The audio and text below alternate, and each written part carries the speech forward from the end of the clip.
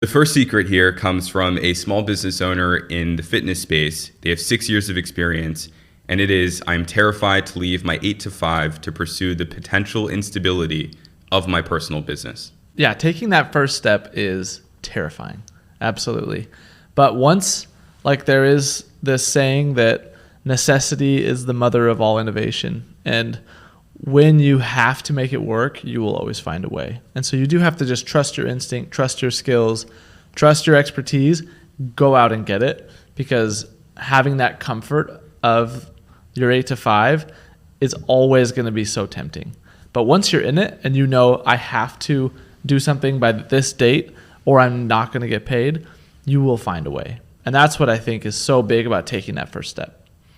You know, if you think about yourself few years down the line and it's like, you know, hey, you had this idea or there was this thing that you wanted to pursue and for whatever reason you didn't make that jump, you know, a lot of people regret that. And so if you're in a position and you have this, you know, idea or whatever it is that you want to go pursue, I think you owe it to yourself to make that jump and see what happens.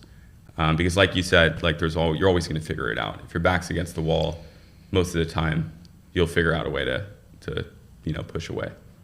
And Tim Ferriss, my boy, Tim Ferriss, he has this thing called fear setting where you actually write down what is the actual worst thing that can happen.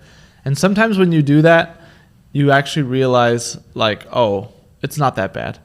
Because even though your life may change or there might be disruption, when you actually write down what will happen if I don't get paid for this long of a time, it's usually not as bad as you think it's going to be. And sometimes that empowers you. Like, oh, I'll actually survive. You know, I can always go back and get a job, or I can always fall back on something, and it gives you that courage to take that jump.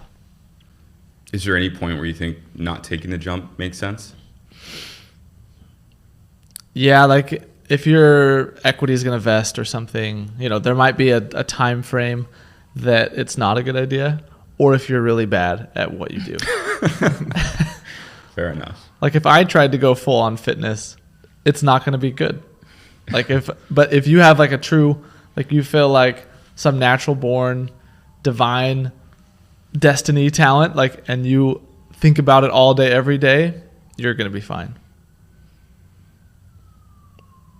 This is not actual investing advice.